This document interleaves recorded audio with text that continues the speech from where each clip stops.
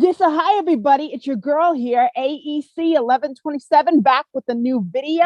And, and, and, and so I am back again with another guest from, of course, my favorite show, The Backyardigans, the speaking voice of Tyrone from season 4, Chris Grant Jr.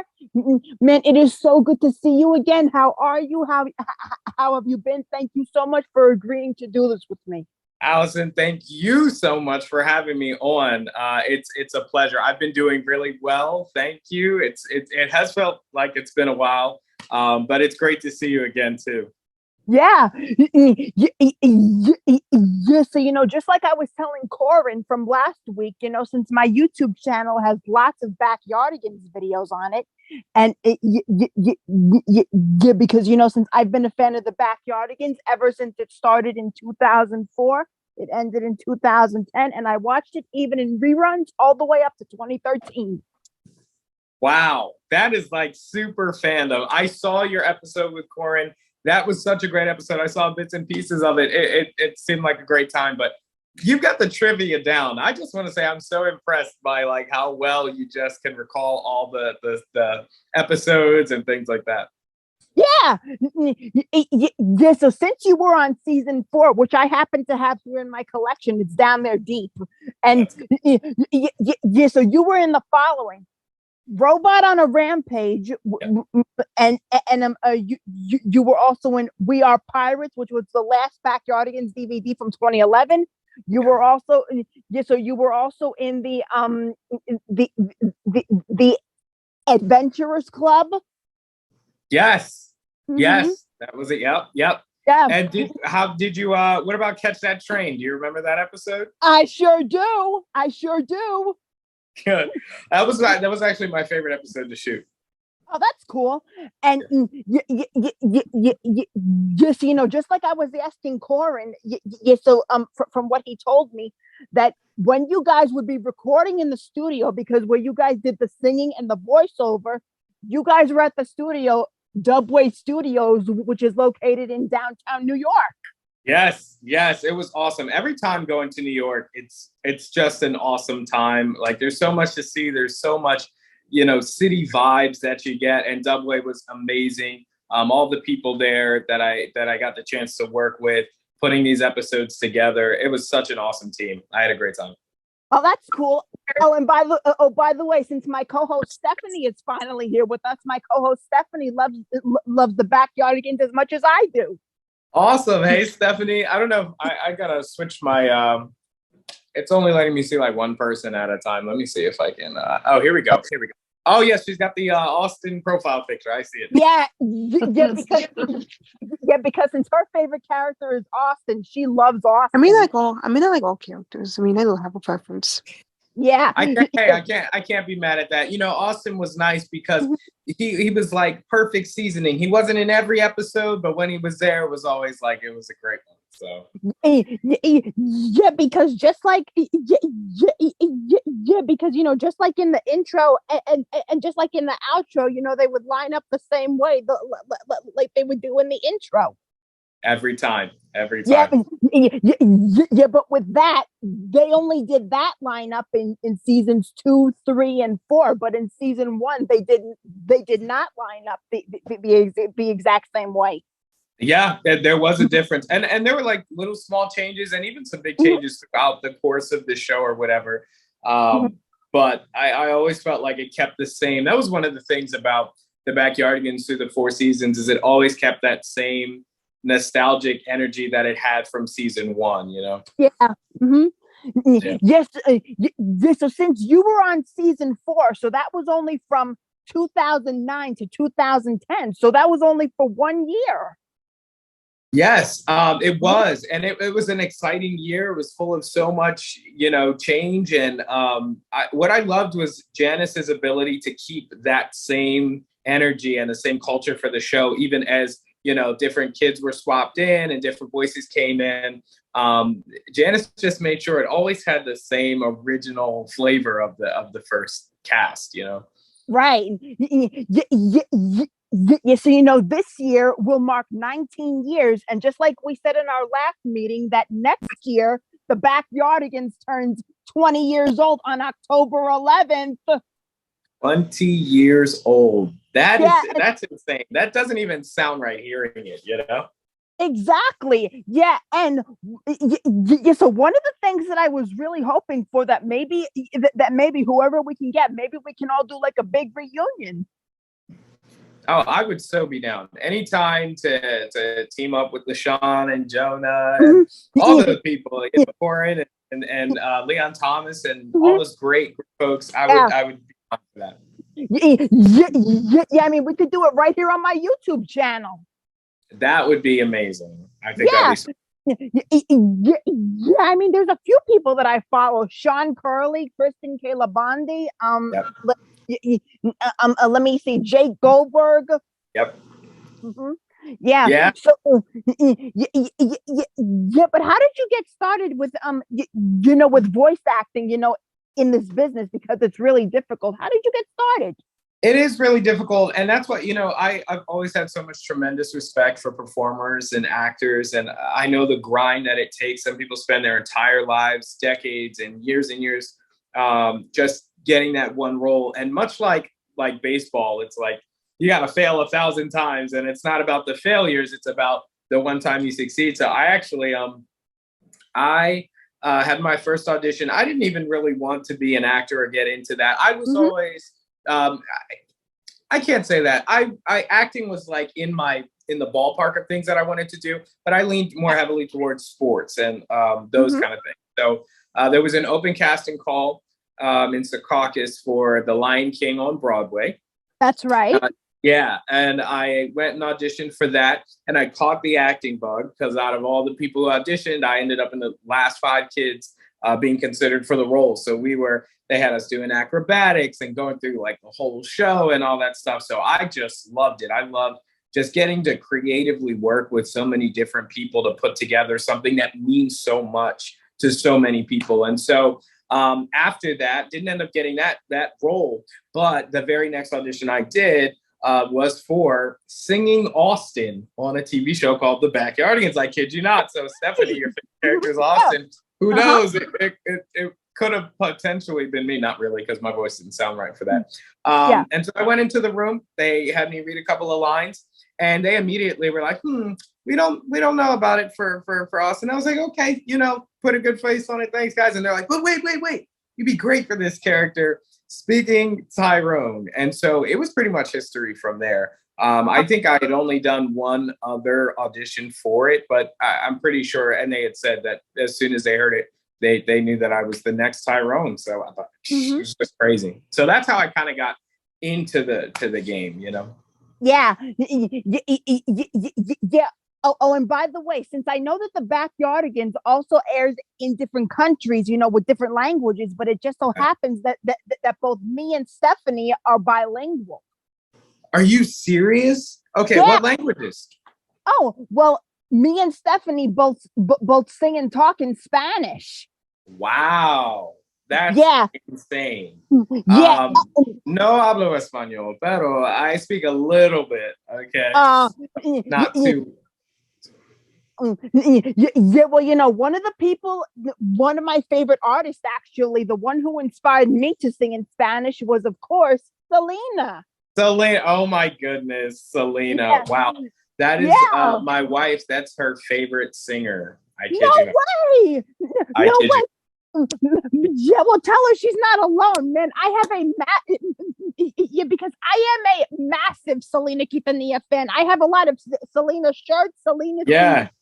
Because since I love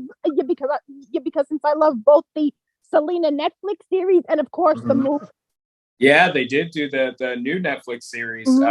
Was pretty good. I know she watched that. So that's awesome, though. The fandom for Selena is so strong. She was such a powerful performer. So. Yeah. I mean,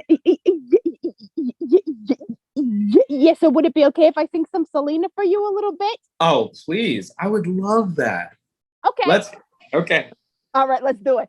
Quien copa que te da tu padre y tu mamá, aquí sola en toda nuestro amor te quiero. Amor prohibido murmuran por las calles, porque somos seres distintas sociedades. Amor prohibido nos dice todo el mundo, en dinero un importante en mí, miel de corazón. Oh, baby. There you go. Oh my goodness. Brava. That was so good. Wow. Muchas gracias, mi amigo. De nada. Wow. So good. Qué bueno. Yes, just like I was telling Corin, that they should have cast me in the Backyardigans, for any singing voice, mainly because he was surprised that I knew the songs that he sang. Yes. Okay, Alison, let me ask you this. What character, what Backyardigan would you want to be? Well, with me personally, I would have to go with Uniqua. Oh, of course. Oh, Unique was fantastic. Yeah. Mm-hmm. Yeah, LaShawn was perfect as Uniqua, and that's why she ran through the entire show, because there was no replacing LaShawn. There was just was Uniqua, Yeah. Mm-hmm. Yeah. I mean, she's irreplaceable, and of course, let's not forget Jemiah Nash. Sure. Yeah. No. Oh my goodness, the voice. Yeah. Yeah. And speaking of which, that I actually got the chance to meet Jemiah Nash back in March. Are you serious? Yeah. Back in March, just of this year. Yeah. So since one of her friends, I think her name was Tolly. So Tolly was live on Instagram, and okay. And then I asked if I could come on and like sing with her and talk with her, and so I spoke very calmly, and yes, she and I became friends right away, because I told her my whole story about how I became a fan of the show, and and also not only that, but since I also got to sing 2 Backyardigans songs for Jemiah. So I sang The Lady in Pink and Not an Egg Anymore. Wow, that must have been an awesome time. I mean, I mean, it was awesome. And of course, it's something that I'll never forget. Oh, I bet. It sounds like you've been on a little tour around the whole cast. Like, it's great. That's so awesome. Yeah, and of course, since I'm planning to get since I'm planning on getting Christian Caleb Bondi on the show next. Okay. Wow, that would be awesome. I definitely send the link over when you do that. That'd be a cool episode to see. Sure, yeah, and maybe next time, maybe I'll have you on with her. Maybe you're her and Corin together. Who knows? That would be awesome. That would be so cool. Yeah. So way back when you guys were in Dubway Studios, yes. So I know that they would have like live dancers. Yes, so I know that they would film live footage of the dancers dancing to the music, and then they would send the dance moves off to the animators, and then make the characters do it. Is that right? Yeah.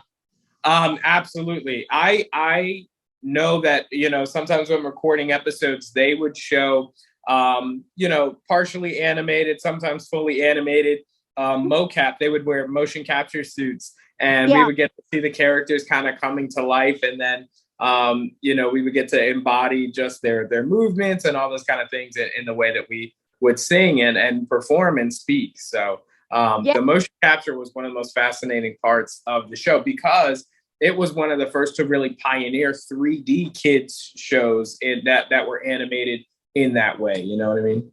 Yeah. Yes. Like I was saying during our last meeting, that coming very soon, me and my friends Christopher Chen, Ryan Boyd, Isaiah Smith, and Taya Fredrickson, we're going to be doing Backyardigans play-along videos. So what we do is we take the original video and then we do like these these split screen effects. Where the original video would be playing on one side, and then the rest of us all of our shots are going to be combined together in one big video. Oh, cool. Oh, that's going to be awesome. That's going to be cool. So with the play along, you're going to be watching episodes or playing like the video games or?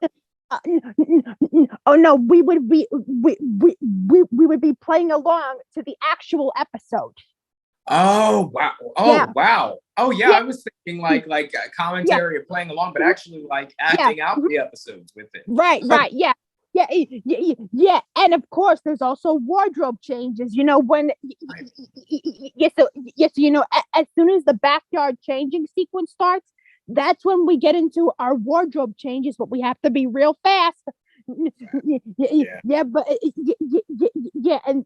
then what we do is we're each going to be assigned to you know, each one of the Backyardigans. Yeah, so Ryan is going to be with Pablo, and then Isaiah will be with Tyrone, and I'm going to be with Uniqua. Okay. And my friend Taya will be with Tasha, and Christopher Chen will be with Austin. With Austin. Oh man, that sounds like a ton of fun. I mean, that's almost like what we did in the studio, playing along with the episodes. That's going to be so. Yes, you know, since I'm really excited for when we do start production, but you know, Ryan will keep me posted on you know, when we finally do film it. And so you told me that Catch That Train was your favorite one to shoot, right? Yes, that was my favorite episode. Really, I liked it because I got to speak a little Russian, and you know, I got to practice, you know, enunciation of certain words, and just like the way that I could dress, not literally me, but the cartoon version. It was just cool to be a Russian czar. Like I thought that was really cool. Yeah. And one of the songs that I was listening to today, right before the interview started, I was listening to the final song from the final episode, "The Tale of the Not So Nice Dragon," which was you know, which was the sequel episode to of course The Tale of the Mighty Knights. And yes, you know, since I was singing along to it, so I sang along to the song "Mini Muffins." Mini muffins for such brave heroes. They went on a quest and accomplished their goals. So good. Mini muffins for major heroes, small baked goods for big brave souls. That's oh my goodness. The amount of lyrics that you've memorized is incredible. Like that's just so cool to me to have it all just at recall instantly. That's so cool. Yeah, but were there times when you guys would like mess up your lines and stuff in the studio? Oh yeah, I mean, I think, of course, obviously you're gonna, sometimes you'll mess up and have to do something again. Sometimes what would happen though is we wanted a couple different versions of a certain line. For instance, like when you're doing voiceover, it's not just reading the line into the microphone. Like if they're running, for instance, you have to, oh no, what's happening? Like you have to put a little, you know, breathiness, or if you're tired, oh no, what's that? Like you have to, you know, try a couple different flavors of a certain line. So sometimes we go through probably about 3 or 4 takes, even if we didn't make a mistake in the line, just so that the animators would have a lot of flexibility if they said, oh, well, you know, we want to rewrite this scene with them jumping or running. And so they'd have a couple different takes for that. Yeah. And one of my favorite songs that always gets stuck in my head would have to be "Not an Egg Anymore." Really? Okay. Okay, that was a good one. Yeah. Even though you were only on season 4, and this is something else that I asked Corin, but he never got since he does remember "Tale of the Mighty Knights," but he wasn't sure if he remembered that song. So would it be okay if I sing it for you? I could. Oh, please do. Yeah, because I'm curious. Yeah, because I know that it was sung by the famous Adam Pascal.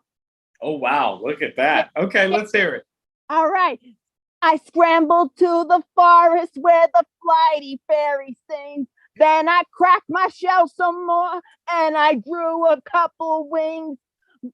I feel so free that I can soar. I'm not an egg anymore. He's not an egg I'm not an egg anymore. Wow. You're bringing me back. Yeah, I mean, this is memory lane we're going down. I'm seeing the scene now as you're singing, and that's so good. Yeah. That's awesome. Yeah, because just like I was telling Corin, that the Backyardigans mean so much to both me and Stephanie. So like I was telling you during our last meeting, but I'm not sure if I told you how old I was, when it started and when it ended. So way back in 2004, I was 7 years old when it started, and then in 2010 I was 13 when it ended. Okay. Wow. Wow. Yeah. So you grew up with it. I mean, just with the songs and the characters and all that. That's awesome. Yeah, because one of my fondest memories, of course, since I told Corin this, one of my fondest memories is way back when it first started on CBS. Okay. Yeah, because back then, since it used to be called Nick on CBS, because since it would air during the weekdays and the weekends. Right. Wow. It has gone through such a transformation, like in terms of where it's been playing, and I think they have some episodes on Noggin at some points. Like when I got when I got the original DVDs, they would have like the Noggin logo and stuff. They would actually send the episodes when they were done. I would get a big package in the mail, and it would be like Christmas. We'd open them up, and they were just CDs. They had no real packaging or anything, just the DVDs, and we'd pop them in and be like, "Oh my goodness, this is my voice! Like it's coming out of the TV." And of course, we got the episodes before they came out. So of course we were, sworn to secrecy. We couldn't tell anybody about the episodes or leak them or show them to anyone. So, but it was a nice little treat. Yeah. And not only that, but but another DVD that you were on was Christmas with the Backyardigans. Yes. Oh my goodness. I do remember that. There were so many special episodes we did. Yeah, and and not only that, but in one of the bonus features on that exact DVD, there happens to be a music video of the song from the Secret of Snow, which is the song "I Love Snow" remix. Oh my goodness! I'm forgetting. I'm not recalling the remix. I remember I'm remembering the DVD, but I mean, you're in the bonus features now. That's some real good trivia knowledge. Oh, that's sweet. Yeah, but since I do have the remix, that's also since I happen to have posted it up on my Instagram. Oh, did you? Okay. I gotta check it out then for sure. Yeah, and because the very last line that I remember from that I remember in the remix of that song is, "We'll go find the ice lady and get the snow to fall." Oh my goodness. Okay, it's so crazy because you'll say a line or something and you will jog my memory. Like it's crazy what's happening now because like you singing the songs and the melodies, like I'm remembering bits and pieces because I was like 11 when these came out, like 10 and 11. So this was my childhood as well. Like I didn't grow up watching the Backyardigans, but I kind of did. I was me and my sister, we were babysitting our toddler cousin. And this was her favorite show. So we actually were very familiar with the show before I was on it. So it was like so surreal when I ended up being on my little cousin's favorite TV show. And that was a crazy moment just to have. You know, a lot of kids did love that show back then. Yeah, so true. So true. Yeah, so now since I'm going to pass the mic over to Stephanie because I know she might have some questions for you too. Stephanie, feel free to unmute yourself and take it away. All right. I love that profile picture, by the way, Stephanie. That's awesome. Yeah. Was he got muffins there? No, I don't got any questions. Oh, no, you don't have no questions for him? No. Okay. Okay, great. So even though you were only on the show for only 1 year, so how do you so how did you feel when it wrapped up completely? Like was there any crying going on? I don't think it couldn't have been. There couldn't have been crying. It was such a happy moment, like honestly, because Janice was such a sweetheart from the time that I knew her, and it was like, the Backyardigans was so much hers, and with a lot of TV shows and movies, you find situations where the project gets away from the original creator's intentions. Yeah. And, sometimes it can be more motivated by what the fans want or what, let's do a movie and make a lot more money because, franchises tend to make money. But Janice kept the Backyardigans 100% hers from start to finish. And when she said concluded the stories, I've moved on from this story. It's complete. That was very satisfying in a way. So I think that, of course, while it was sad that, there wouldn't be more episodes, I felt honored that I got to be the last Tyrone. So the last Tyrone ever cast was me, So, the show obviously resonated with so many people, winning an Emmy Award and all those kind of things. So it touched so many people. And I love that Janice respected the show enough to not just keep milking it and go in 5-10 seasons, and some shows do that. I mean, and they do a great job. I mean, I think Dora had just multiple seasons, but I think the Backyardigans was more of a contained story. Yeah, Dora does have lots of seasons. Absolutely. Yeah, I mean, both me and Stephanie literally love Dora the Explorer. Yeah, because since me watching Dora, because since I was about like 7 years old when I first started to learn Spanish, but since I took since I took Spanish lessons in both the 6th grade and the 11th grade, and then me and Stephanie used to watch this show on PBS Kids that was called the Good Night Show, the Good Night Show. And yeah, and and one of the main reasons why since I started to watch the Good Night Show was to not only learn Spanish but to also learn sign language too. Oh wow! Oh my goodness! Collection. It was on Sprout. Yeah, PBS. PBS Kids Sprout. Sprout. I remember PBS Kids Sprout. They had a lot of good shows too. I remember one time I was in the studio and Dora was in and she was doing her lines, and I talk about surreal. It's one thing hearing your own voice on television, but to hear the Dora, like the actual original first, like just doing her lines, just a master, like at her craft. It was cool. I didn't like obviously I didn't barge in the studio and be like, oh my gosh, it's Dora. But that was just an awesome memory too from just being at Dubway in the studios and stuff. And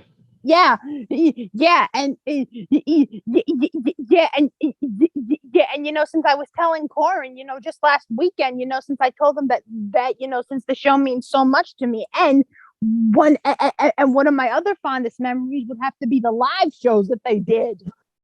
Oh yeah, they did do that. Yeah, they did lots of live shows. Yes, and they used some of the material from the episodes. It was so cool. Yeah. But how were they able to use some of the material from the episodes? But how were they able to do it with the live show? So I wasn't too involved with the live production of it, and I'm not sure, like, from a technical standpoint, how they were able to pull that off. I do know that the characters did not necessarily have like moving mouths, so they were able to play lines from the episodes, and they would probably have audio engineers just like take the original tracks with no music, no sound effects, and rework those for the show, for the live show. And so that's how I would imagine they would have gone about it technically. But I wasn't involved with the live production, but the audio from it was. So whether it's the video games or the live production, the video games I was directly involved in, but the live show I wasn't. So and one of the things that Corin told us, just last weekend, since we were talking about a reunion, maybe me and Stephanie could host it. Oh yeah, no, I mean, I'm down for whatever. If something comes together and people are ready and available, I'm more than happy that would be such a fun time just to Yeah. to reminisce and to connect and just, you know, it's such a great cast. So Yeah. And who knows? Maybe maybe all of us can sing together. oh, that would be so sweet. I'm all for it for sure. And not only that, but one of the other things that Corin told us was that, you know, since there's still some time and, you know, they may do a spin-off, you never know. You never know. Those things, I think everybody knows that reboots are the hot thing now. People are taking franchises and remaking them all the time. So it really just is never done. And none of these franchises, none of these shows are ever really over. Because with the right story and the right cast and the right creative team, these are beloved franchises, you know? And so I think there's always an opportunity to bring those back. I do know there's a show called, not a show, there's a video game that was released called Nickelodeon All-Star Brawl, which you probably have heard of. I've heard. And there's been a lot of talk about getting the Backyardigans to be playable characters on that show. Even though Nick, that video game, they should make a Nick Jr. version with Nick Jr. characters. They should make a Nick Jr. version. Yeah, they should make a Nick Jr. version. I think that's kind of what they're deciding, because a lot of the kids who grew up with the Backyardigans are older now. You know, they're in their 20s. So it's like, okay, if they made a show, would it be nostalgia that would cause older kids to play with those characters? Or would it be better to just split it off into the, you know, have Dora and Blue and the Backyardigans and other Nicktoons for the kids' Nicktoons in their own game? But there's always a buzz about that too. Yeah, that's true. Yeah, because you know, one of my fondest memories of the Backyardigans, like way back when it started, like whenever there'd be a new episode about to come on, I would literally get so excited. I literally was so happy to see a promo, and you know, since since you know the word nostalgia really does mean something that you know, it's really close to my heart. Oh wow, I mean, man, that just makes my day, just to hear that the show touched so many people and in such a way that it could, you know, bring so much joy. Like that means the world. It really does. To be able to do that through art it's a gift. So if any Backyardigans fans want to connect with you on social media, where can they find you? So I'm at Chris Grant Jr. On most social media platforms, on Twitter and Instagram. It's at Chris Grant Jr. Facebook. It's at Chris Grant Jr. Yeah, I do a tech show now. I do like technology and things like that on YouTube and on TikTok. So that one is called The Granted Geek. So GRANTED geek, like a nerd, like geek. So because I've always been kind of a geek. So, so yeah. So you know, we'll definitely have your social media down in the description below, and yeah, and of course, and not only that, but speaking of TikTok, you know that both me and Stephanie are both on TikTok too. Oh, seriously? I'll have to find your profiles. Yeah, definitely send them over after we wrap up here. Yeah. Sure. Yeah, because, you know, since I happen to be an advocate for cerebral palsy, which is the name of my disability. Oh, wow. Okay, awesome. Definitely. Yeah. Send your profile over. Yeah. Oh, sure, definitely. Yeah, and yeah, because, you know, since I'm close to over 6,000 followers, everyone is so proud of me. Wow. Yeah. I see why. I mean, you're doing amazing stuff. I mean, just connecting with all, you know, the Backyardigans and bringing us together in a way that we haven't been in years. I mean, and your love for the show is just, it's hard not to be a fan, Alison. You know? Exactly. Yeah. I mean, both me and Stephanie are so happy to call you a friend of ours now. Absolutely. I can't believe it's been, I've been, you know, connecting with fans for so long, and just, you know, it's always so cool to meet up with the fans. It's great. Yeah. So so whoever we can get from whatever season, from seasons 1 through 4, do you think you can hit them up and ask them if they're down for a reunion? I definitely would be open to it. Yeah. I mean, give me names and I'll reach out. Yeah, I know they're all still doing stuff, still moving in the entertainment world. So yeah, I'd be happy to do that. Yeah, and I do know for sure. I know that you and I both know Corin personally. Yeah, so I think I've met Corin for the first time at the Backyardigans premiere for season 4. I think he was there. Yeah. Oh, yes. Yeah, because I know that it premiered in 2009. Season 4 was in 2009. Yes, we went to an actual. They screened it for us like at a movie theater in New York, and so it was a cool night to meet. Wow, that's cool. A bunch of people, yeah, and there were characters from other Nick shows who were there that cool. were just there to see it. It was so cool. Yeah, but let's not forget about Storytime Live that they did. It's some sort of a NickJr. Storytime Live that they did. Yeah, Storytime Live. I remember that.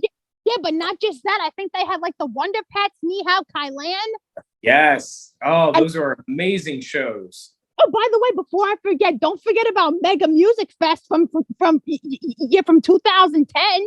Oh wow, Oh, Mega Music, yeah. all those shows, all the nostalgia overload. It only aired once. It only aired once. Yeah, and not only that, but but the song that they did for so their final performance together.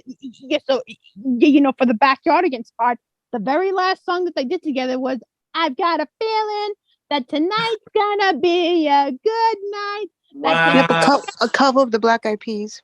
Yeah, that's right. Yeah, for sure. Yeah, but did you by chance get to catch that? In 2010, did you by chance get to watch it when it premiered live? Not that I remember. I know that we saw a lot of things before they aired live, so I probably took a look at that. But we were always watching seasons and video games and shows and. Yeah, so there was a lot of stuff. I did one thing. Nickelodeon had me do a Black History Month thing where I got to speak about Obama the year that he was elected. So that year was full of so many different projects. I was working with Leapfrog and Nintendo to do like Wii video games and all that kind of stuff. So I've consumed so much of the content. Sometimes it's awesome that fans like you, Alison, can recall it so well, and it just jogs my memory. It's so cool. Yeah. Oh, and by the way, one of the things that we have to do at the big reunion for to celebrate 20 years, not only will me and Stephanie be singing Backyardigans songs for you guys, but we'll also be singing some Selena songs, obviously, because but are there any other cast members that are familiar with Selena? I'm sure they are. Oh, no doubt. There's no doubt in my mind. Yeah. So we'll definitely sing some Selena songs in between. Yeah. Okay. Awesome. I'm down for it. That sounds great. Yes, I know that if Tyrone was here, one thing I do know for sure, he'd definitely say that was an exciting Zoom interview, don't you think? Don't you think? It absolutely was. This has been just so much fun. It's been a blessing. Man, whenever you have free time, you can come hang out with us whenever you want. Absolutely. Yeah. So there's only one song left to sing. It's only fair that we close this off the way they do at the end of every single episode. Yes. Let's hear it. All right, let's do it. Here we go. We've got the whole wide world to explore. Now it's time for us to next time with your friends. Man, Chris, thank you both so much.